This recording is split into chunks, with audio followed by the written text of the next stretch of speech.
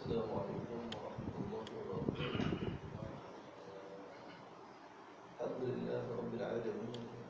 Wa bihi nasta'in ala umuri dunya wa din. Qawlil mujahidin wa qawlil mu'allimin. Wa nusalli wa nusallim ala sayyidina Nabiyyina Mustafa Rasulillah sallallahu alaihi wasallam la nabiyya ba'dah. قالوا سبحانك لا علم لنا إلا ما علمتنا إنك أنت العليم الحكيم قال رب اشرح لي صدري ويسر لي أمري واحلل عقدة من لساني يفقهوا قولي أما بعد الحمد لله sedikit syukuran dan pujian terafakkan bersama Allah Subhanahu wa Ta'ala yang mana telah mengatur pertemuan kita pada pagi ini. Mungkin setelah sekian lama kita berikan sedikit pujian kepada Allah Subhanahu wa Ta'ala. Dan ala kulli hal segala pujian yang datang daripada Allah Subhanahu wa Ta'ala tidak lain dan tidak bukan untuk meningkatkan ketakwaan kita terhadap Allah Subhanahu wa Ta'ala dan jadi jalan untuk memudahkan kita mengutip pahala-pahala Allah Subhanahu wa Ta'ala untuk kita bawa di hadapan Allah Subhanahu wa Ta'ala kelak, insya-Allah. Jadi pada pagi ini kita sambung pengajian kita yang telah tertangguh agak beberapa lama dalam kitab At-Tibyan fi Adab Hamalatil Quran. Tibyan penerangan terhadap adab-adab orang yang membaca Al-Quran ataupun menghafaz Al-Quran ataupun ada apa-apa kaitan dirinya dengan Al-Quran, sama ada membawa, memegangnya dan sebagainya. Maka sebelum ini yang pertama kita berhenti, sebelum ini kita telah membincangkan berkenaan dengan tajuk adab-adab orang yang menghafaz Al-Quran. Sebelum itu kita telah membincangkan adab-adab guru yang ingin mengajar Al-Quran. Ini orang yang menghafaz Al-Quran. Ini kita sampai kepada tajuk, yakni suruhan agar memelihara Al-Quran dan ancaman supaya tidak membuatkannya dilupakan. Imam Nawawi dia berpesan kepada kita melalui kitab bagi orang-orang yang menghafaz Al-Quran supaya mereka ni memelihara, yakni menjaga hafazan Al-Quran mereka. Adapun hukum asal sebenarnya menghafaz Al-Quran ia merupakan fardu kifayah dan sunnah ain, yakni sunat kepada setiap orang. Maknanya kalau ada di kalangan kita ni yang menghafaz Al-Quran, maka selesailah tuntutan fardu kifayah dia. Dan jika setiap daripada kita menghafaz Al-Quran, hukum asal adalah mendapatlah kita ni pahala sunat, kan? Sebab dia sunat ain. Macam fardu ain ni fardu ke atas setiap orang, sunat ain ni sunat ke atas setiap orang untuk menghafaz Al-Quran. Itu hukum asal dia. Adapun orang yang telah menghafaz, kemudian bagaimana? Itu cerita dia yang akan disampaikan oleh Imam Nawawi dalam kitab perkara ini. Sabit sebuah hadis yang diriwayatkan daripada Abu Musa Al-Ash'ari radhiyallahu ta'ala anhu daripada Nabi sallallahu alaihi wasallam, baginda bersabda, "Ta'ahadu hadzal Qur'an walladhi nafsu Muhammadin biyadihi lahu ashaddu tafallutan minal ibli fi uqliha." Artinya, peliharalah Al-Quran ini demi Tuhan yang nyawa Muhammad sallallahu alaihi wasallam berada dalam tangannya. Ia lebih mudah terlepas berbanding unta yang terikat pada talinya. Hadis riwayat Imam Bukhari dan Muslim. Abu Musa Al-Ash'ari menerangkan kepada kita, menerangkan kepada orang-orang yang ingin menghafaz Al-Quran, bahawa bahawasanya Al-Quran ini ya, dia ibarat unta yang berada di tengah padang pasir. Kan? Ya. Unta yang berada pada tengah padang pasir, hatta kalau kita pegang pun tali dia, tapi sekali dia terlepas daripada genggaman kita, ya, dia merupakan satu perkara yang cukup sukar untuk kita mencari dia kembali. Ya. Bayangkanlah kita pergi padang pasir, unta kita terlepas, mana arah yang perlu kita cari? Ya. Utara ke, selatan ke, timur ke, tak tahu dah mana nak cari. Kan?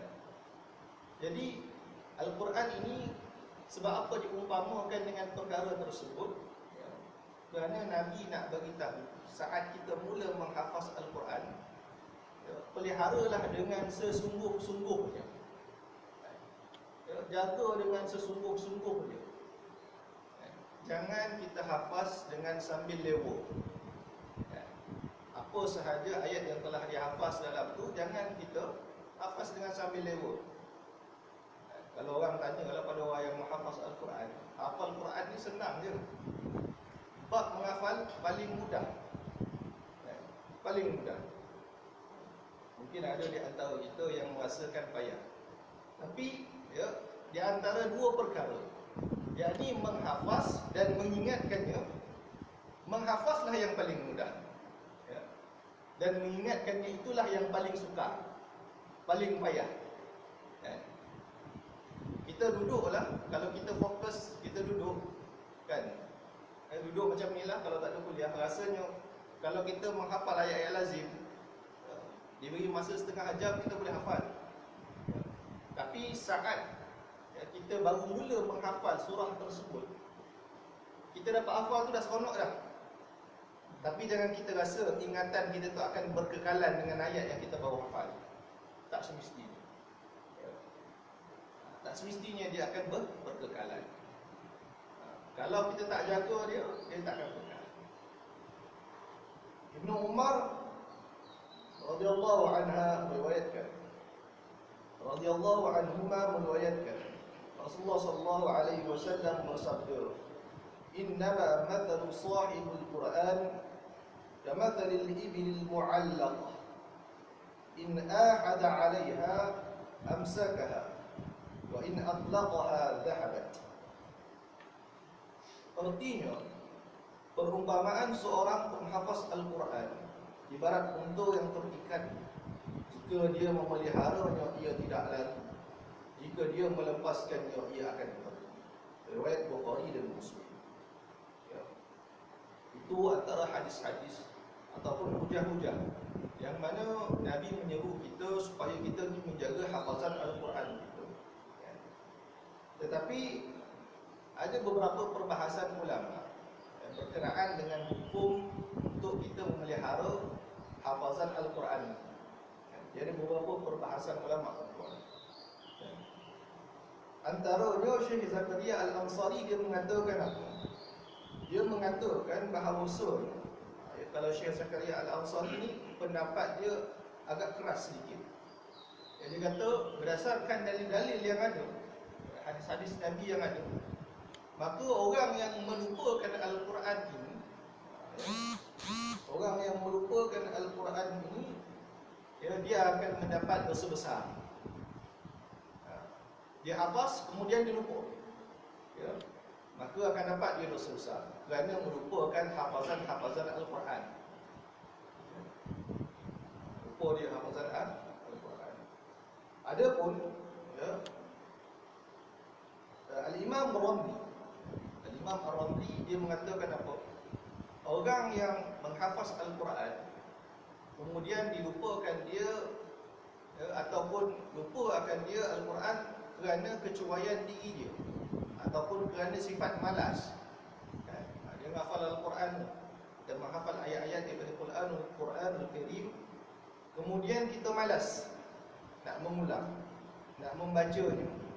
Kemudian disebabkan kemalasan kita dilupakan oleh Allah Subhanahu wa taala, maka barulah dia dikira mendapat dosa. Kalau dia dah ulang, tetapi tidak dapat mengingat kerana kelemahan dia sebagai manusia, maka dia akan dimaafkan. Ini pendapat. Ya. Kemudian dalam kitab Nailul Autar, tak silap saya, Al-Imam Asy-Syaukani dia kata apa? Dia kata orang yang lupa terhadap ayat-ayat yang dihafaz daripada Al-Quran ini, dia merupakan dosa yang paling besar di antara dosa-dosa yang kecil. Ya. Maksudnya saat kita menghadap Allah Subhanahu wa taala di akhirat kelak, ya, ada banyak dosa-dosa yang kecil, tetapi kategori yang paling besar daripada dosa-dosa kecil adalah orang yang telah menghafaz Al-Quran kemudian dia melupakannya. Ya. Kata Imam Asy-Syaukani, dia akan menghadap Allah Subhanahu wa taala, ya, dan setelah selesai segala perkara yang wajib ditanya oleh Allah Subhanahu wa taala, maka perkara yang akan ditanya adalah merupakan perkara, ya, di antara dosa yang paling besar daripada dosa-dosa kecil adalah perkara tentang hafazan Al-Quran dia. Kan? Ini dia. Anas bin Malik radhiyallahu anhu telah meriwayatkan sabda Rasulullah sallallahu alaihi wasallam, "Uridat alayya ujuz ummati hatta al-qadat yajriduha ar-rajul min al-masjid wa uridat alayya dhunub ummati falam ara dhanban a'zama min suratin min al-Quran aw ayatin utiha rajul thumma nasiyaha." Artinya dibentangkan kepadaku seluruh jenis pahala umatku, sehingga kan pahala habuk yang dikeluarkan oleh seseorang daripada masjid. Dibentangkan juga seluruh dosa umatku, dan aku tidak melihat suatu dosa yang lebih besar daripada surah ataupun ayat Al-Quran yang dihafaz oleh seseorang kemudian dia melupakannya. Hadis ini diriwayatkan oleh Abu Daud dan At-Tirmidzi. Namun Imam Tirmizi dia mengkritik hadis ini kerana hadis ini merupakan hadis yang dhaif. Sa'ad bin Ubadah meriwayatkan daripada Nabi sallallahu alaihi wasallam dengan sabdanya, "Man qara'a al-Quran thumma nasiyahu laqiya Allah 'azza wa jalla yawm al-qiyamah wa huwa ajzam." Artinya sesiapa yang menghafaz Al-Quran kemudian dia melupakannya, maka dia akan bertemu Allah Subhanahu wa taala pada hari kiamat dalam keadaan berpenyakit kusta. Ini merupakan ancaman-ancaman daripada bagi Nabi sallallahu alaihi wasallam terhadap orang yang menghafaz Al-Quran kemudian dia melupakannya. Janganlah kita takut pula ada menghafaz Al-Quran. Jangan kita takut. Ya. Kenapa? Ya, kerana selain daripada ancaman-ancaman, ada hadis-hadis Nabi merupakan yang berbentuk galakan-galakan, ya, untuk kita membaca dan menghafaz ayat Al-Quran. Kan? Sebagaimana hadis galakan daripada Nabi sallallahu alaihi wasallam untuk kita sering membaca, ya, surah Al-Mulk setiap hari sebelum tidur, maka akan dilepaskan kita daripada azab kubur. Kan? Kalau baca setiap hari lama-lama hafaz tak? Hafaz. Ya, itu hadis galakan daripada Nabi. Kan? Dan ada juga seruan dan galakan daripada Allah Subhanahu wa taala, ya, untuk kita menghafaz dan membaca Al-Quran. Ya, dan banyak lagi hadis-hadis galakan. Cuma apa? Cuma, ya, bila ada hadis ancaman nak bagi tahu kepada kita, kalau kita dah buat sesuatu tu, buatlah dengan sungguh-sungguh. Ya, jangan hangat-hangat tak ayam orang kata. Kan? Mula-mula semangat, lepas tu tak tahu ke mana. Jadi sebab itulah, kalau kita ada keinginan, ya, kalau kita ada keinginan untuk menghafaz Al-Quran ataupun nak anak-anak kita, cucu-cucu kita menjadi orang yang menghafaz Al-Quran, ya, bagilah galakan kepada mereka dan ingatkanlah mereka, kan, tentang, ya, nasihat-nasihat daripada baginda Nabi sallallahu alaihi wasallam. Kan, tuntuan tentang mengaji. Kan, bagi galakan, tunjukkan kaedah, cara dan jalan. Kalau zaman saya dulu, kan, kadang-kadang bapa ni dia kurang berpengetahuan, dia nak hantar anak-anak dia Tapi dalam pada masa yang sama mungkin orang kata apa, persediaan itu kurang, kan ada tapi kurang. Jadi kebanyakan kita yang kena usaha sendiri, kan. Tapi kalau kita yang tahu, kita yang menuntut ilmu, kita ada anak-anak ataupun cucu-cucu yang menghafaz Al-Quran, bila balik bagi galakan kepada mereka untuk buat ulangan, ya, tengok, perlihatkan. Kadang-kadang ya, remaja ataupun budak-budak ni, dia punya naluri dia berbeza daripada kita yang matang, kan. Dia banyak fikir, nak main, nak suka. Itu merupakan fitrah orang remaja, budak-budak remaja. Ini biasa, kan.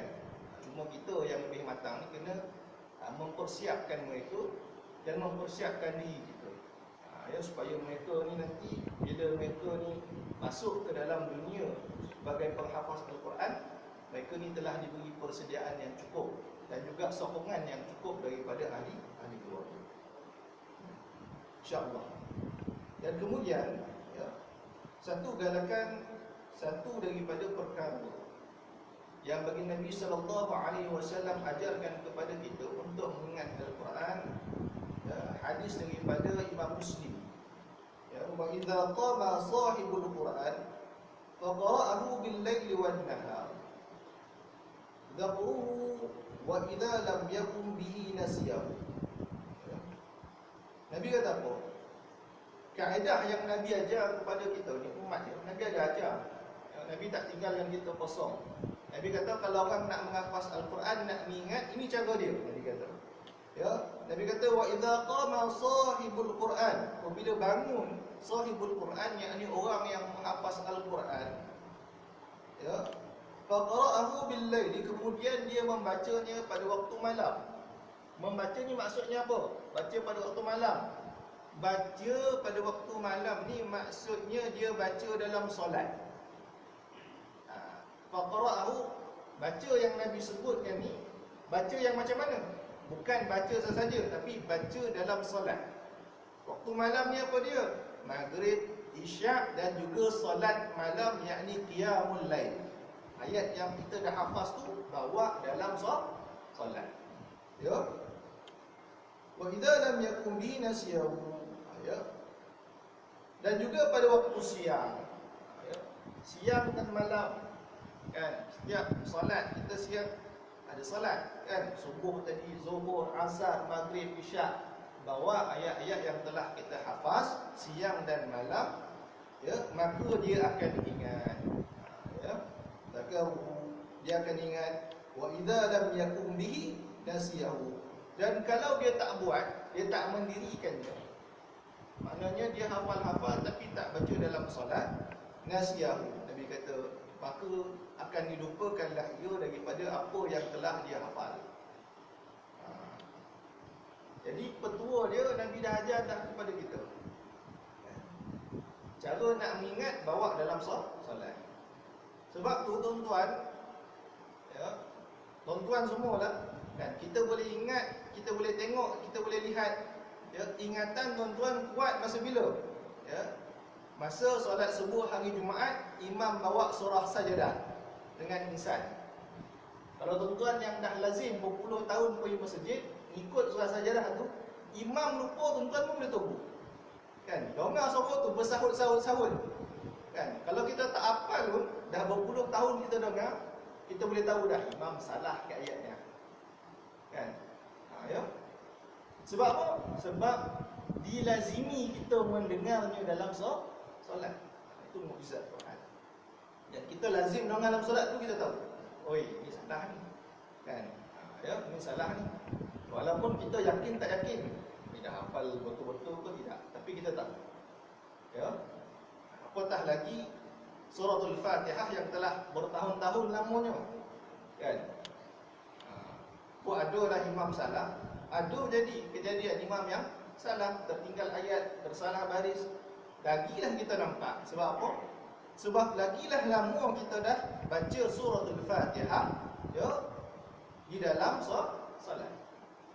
Sejak kecil surah lain mungkin kita tak tahu, tapi Fatihah kita dah hadam dah, kan? Ataupun ayat-ayat yang lazim. Tapi Tapi sekarang ni bukan ayat lazim tau. Kan? Sajadah 30 ayat, Ihsan 31 ayat, itulah yang kita ingat. Dah hebat lah tu. Kan?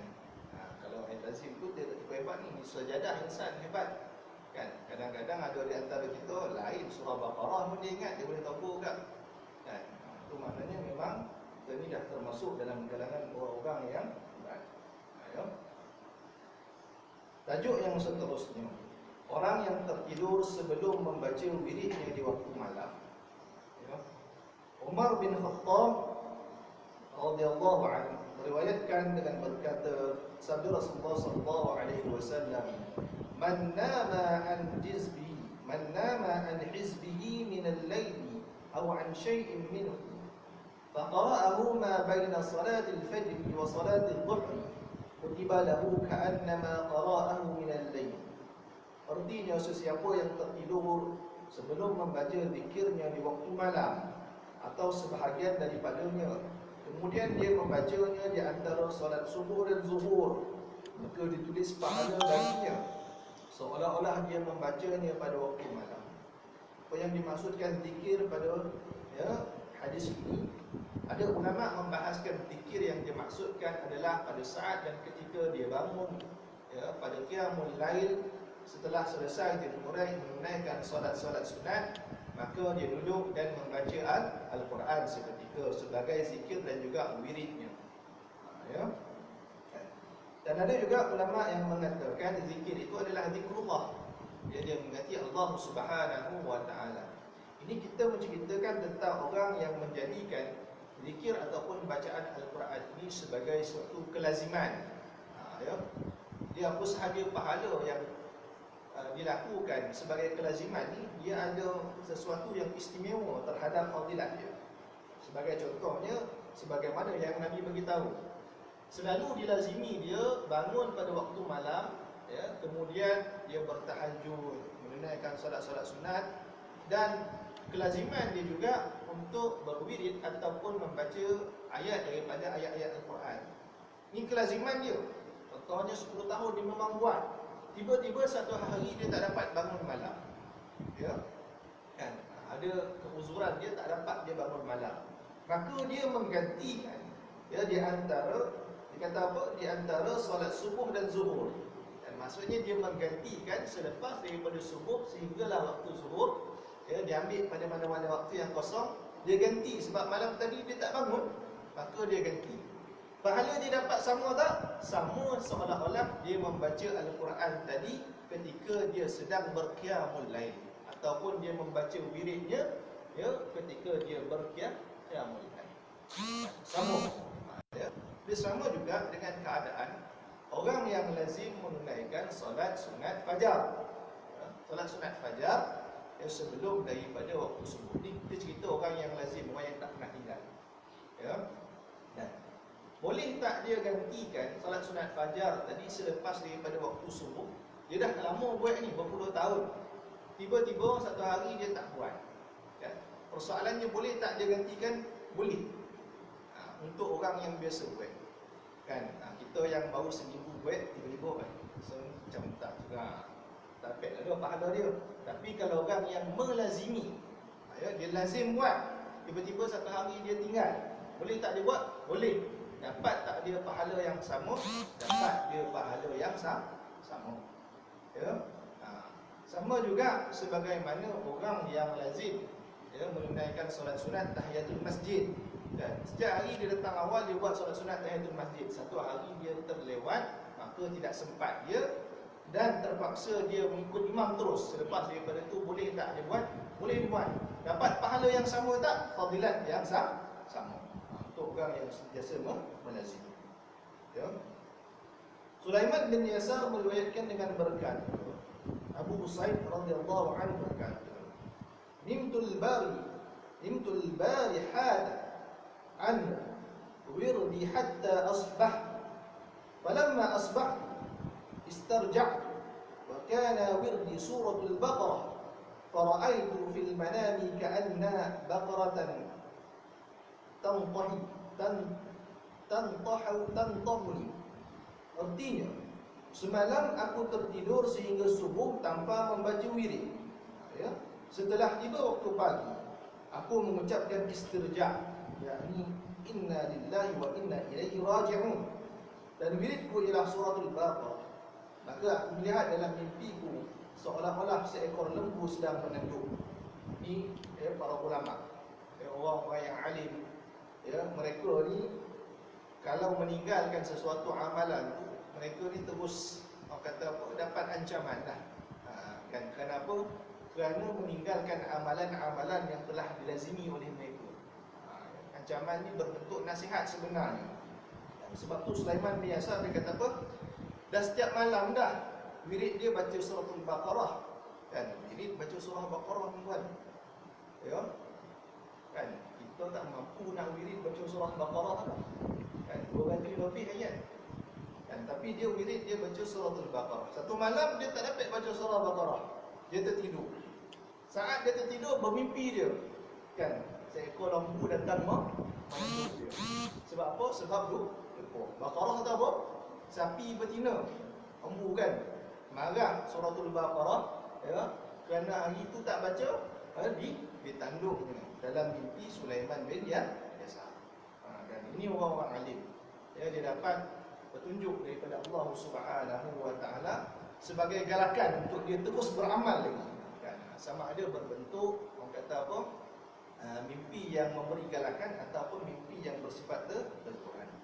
Dalam suatu riwayat Ibnu Abid Dunya daripada seorang penghafaz Al-Quran bahawa dia telah tertidur pada suatu malam tanpa membaca wiridnya. Lalu dia melihat dalam mimpi seolah-olah ada orang yang berkata kepadanya, "Aku hairan dengan pemuda yang memiliki tubuh badan yang sihat serta masih muda tetapi tidur sehingga waktu subuh." Ya, padahal kematian melalui cabutan nyawa masih tidak selamat apabila ia boleh menjelma dalam kegelapan malam. Ya. Dalam dunia dia kata apa? Dia kata Oleh bila tengok orang-orang muda ni tidur lama, kan? Sedangkan tubuhnya masih kuat. Kita ni berbeza sikit. Kita berumur baru kita kurang tidur, kan? Tapi orang-orang alim dahulu lagi muda lagi kurang tidur, kan? Ya, lagi muda lagi kurang tidur. Sebab apa? Sebab digunakan manfaat dan kekuatan pada waktu muda itu untuk menambahkan amal-amalan. Dia macam ni, kan? Dan yang saya tertarik dengan hadis yang kita baca ni, kisah bagaimana Al-Hafiz Abu Bakar bin Mardawi dalam tafsir dia menceritakan tentang keadaan akhir zaman. Bagaimana dalam sepotong hadis Rasulullah SAW Nabi menceritakan, dia kata nanti pada suatu masa akan datang pada manusia ni satu malam yang mana seolah-olah seperti 3 malam. Satu malam tapi seolah-olah seperti 3 malam. Yang mana dia kata pada malam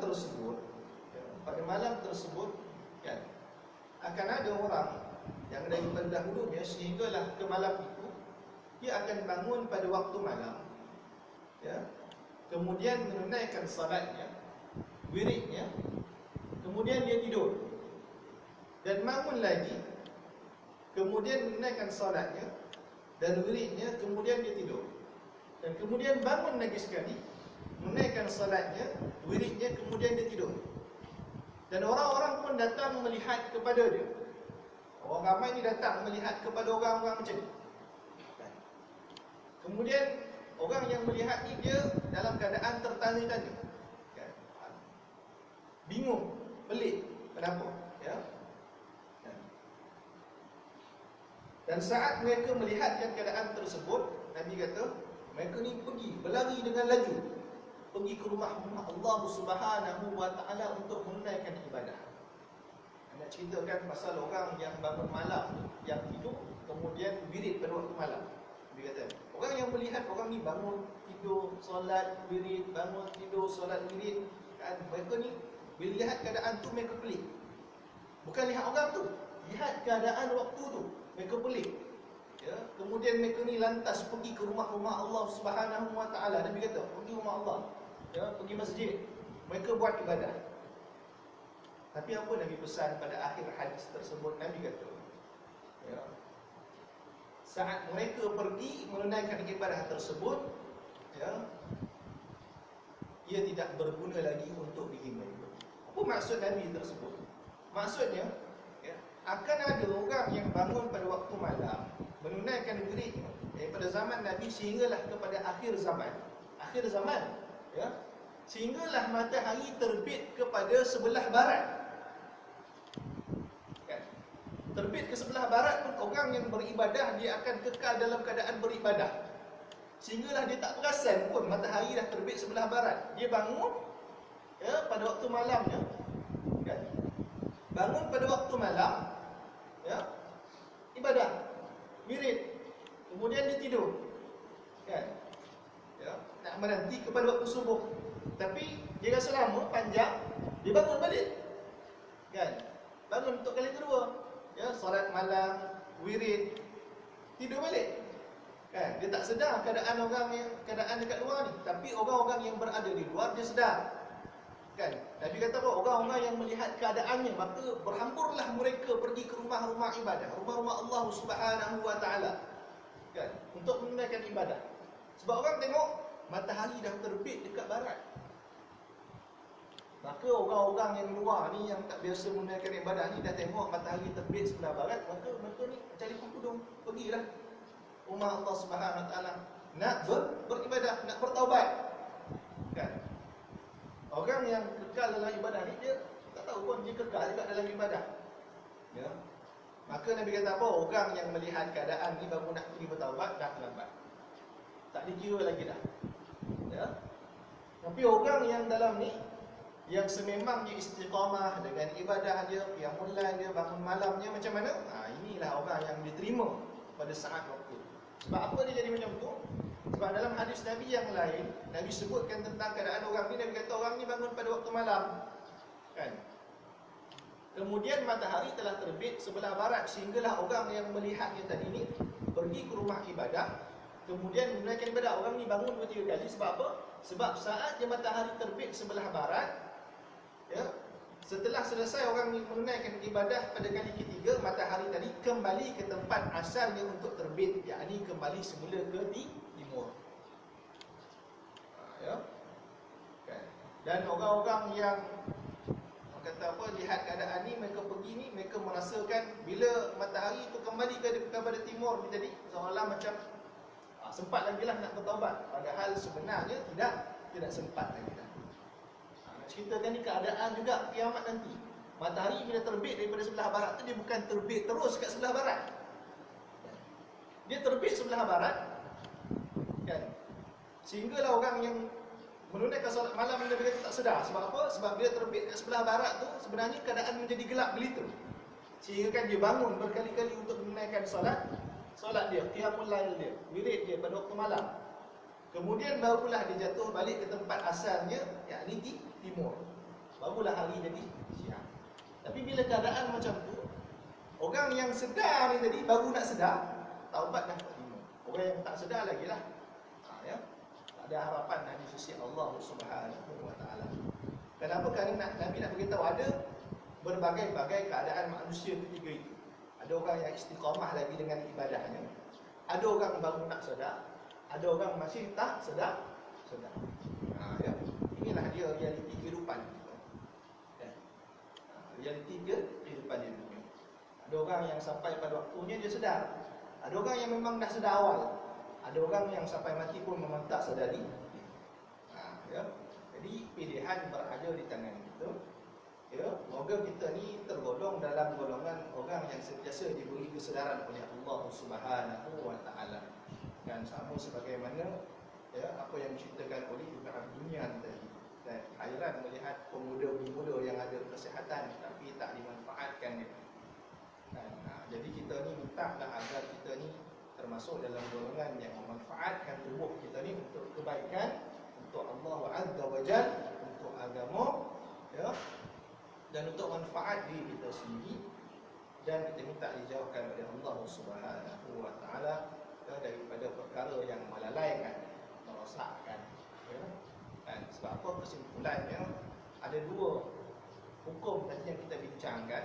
Yang pertama, orang yang membaca, menghafaz Al-Quran kemudian dia lupa disebabkan kerana kecuaian, kealpaan, kelalaian dia dengan dunia sehingga dia melupakan Al-Quran, dia berdosa. Dan yang kedua, orang yang menghafaz Al-Quran tetapi telah berusaha untuk menjaga hafazan dia, tetaplah dia lupa kerana kelemahan kita sebagai manusia, maka dia tidak termasuk dalam golongan yang mendapat dosa.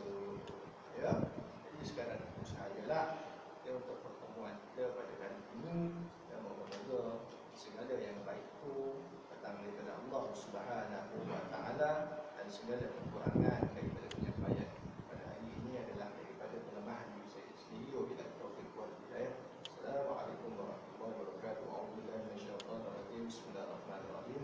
Allahumma anfa'na bima 'allamtana wa 'allimna alladhi bima yanfa'una. اللهم اهدنا صراطك المستقيم صراط الذين انعمت عليهم من النبيين والصديقين والشهداء والصالحين حسن اولئك رفيقا يا ارحم الراحمين. اللهم زينا بزينة القرآن واكرمنا بكرامة القرآن وألبسنا بخلعة القرآن، شرفنا بشرافة القرآن وأدخلنا الجنة في الآخرة بشفاعة القرآن. ربنا آتنا في الدنيا حسنة وفي الآخرة حسنة وقنا عذاب النار. صلى الله عليه سيدنا محمد. سبحان ربك رب العزة عما يصفون والسلام على المرسلين والحمد لله رب العالمين.